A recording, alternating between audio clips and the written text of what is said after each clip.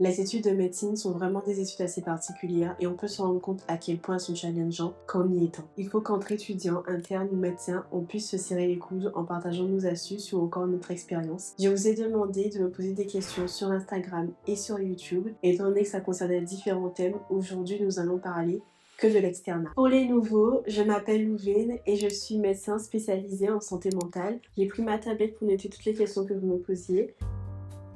Il y a Lina qui demande, est-ce que la médecine c'est vraiment compliqué, c'est vraiment impossible?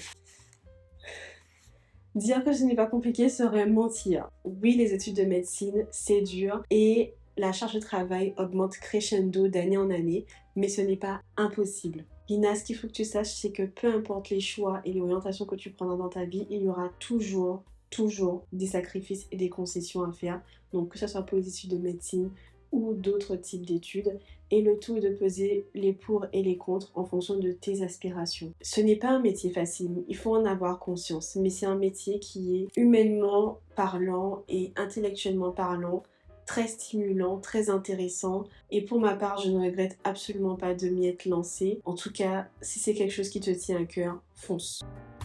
Elimsiu demande comment se renseigner pour avoir une idée du classement à viser. J'ai pu me rendre compte que par rapport à la moyenne qu'on pouvait avoir à l'ECN, c'était associé à un classement. Là, je vais vous donner une estimation. Imaginons que vous avez 16 de moyenne, vous êtes parmi les 500 premiers. 15 dans les 1500, 14 dans les 3500, 13,5 dans les 4500, 12,5 dans les 6000, 11 dans les 8000. J'ai remarqué qu'il y avait beaucoup d'étudiants qui avaient entre 12,5 et 14,5 de moyenne et du coup, ça fait que les classements peuvent beaucoup varier à ce niveau. Alors c'est vrai que là, les choses ont changé depuis la nouvelle réforme qui sera effective à partir de septembre 2023. Le choix de spécialité ne se basera pas que sur le classement à l'ECN, mais ce sera basé sur 3 différentes choses. Donc à 60% sur l'EDN, qui est en fait le format qui est assez similaire à l'ECN. Ensuite, il y aura les ECOS. Les ECOS, ce sont des ateliers cliniques qui sont évalués par un jury. C'est pour évaluer les compétences cliniques de l'étudiant. Et ensuite, il y a 10%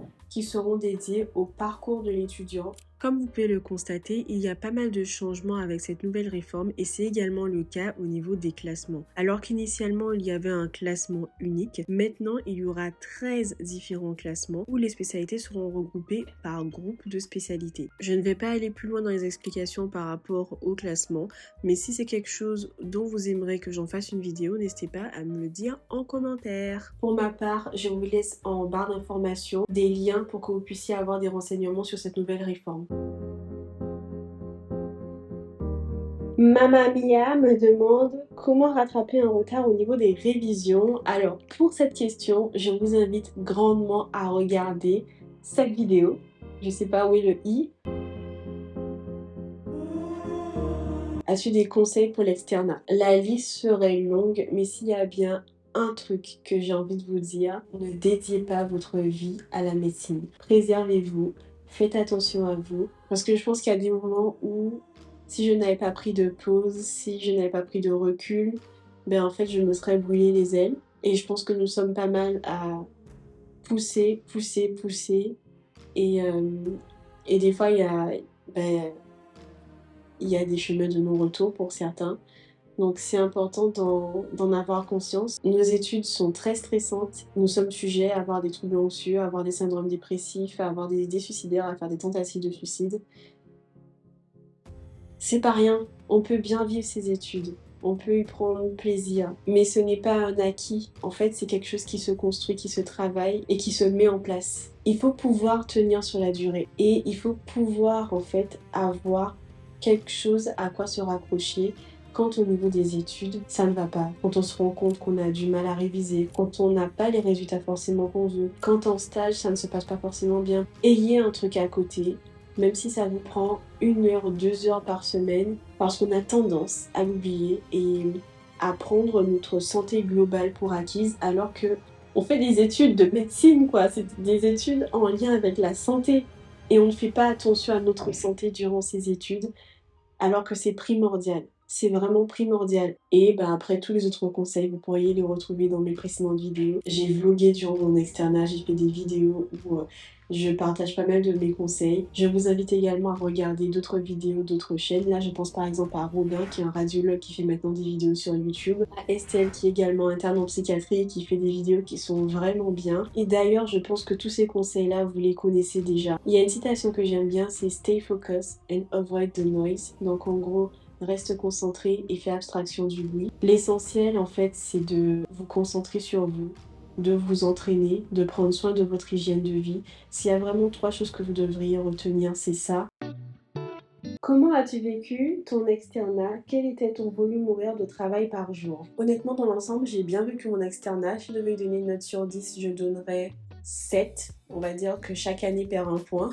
Ma situation est assez particulière. Quand on a commencé ses études de médecine en Guadeloupe, on peut effectuer que les 3 premières années. Du coup, ma 4e année, j'ai quand même dû faire face à un déménagement où j'étais à 8000 km de mon île d'origine, de ma famille, être dans une nouvelle fac, avoir à gérer toute la dimension également de l'externat, donc le fait d'être à mi-temps entre les stages et les cours. Donc c'est vrai que la 4e année n'a pas été facile, mais j'ai beaucoup aimé également parce que c'est là où on commence vraiment à faire nos stages à l'hôpital et du coup qu'on peut se rendre compte de si on aime ça ou pas, parce qu'en fait il y a des gens qui se rendent compte à la 4e année qu'ils aiment pas ça et qui arrêtent. Donc je trouve que c'est vraiment quand même une année qui est assez décisive. Il y a toujours la théorie, mais c'est beaucoup plus pratique. Et là on rentre vraiment dans le bain. Si vous n'aimez pas, sachez qu'il y a d'autres options également.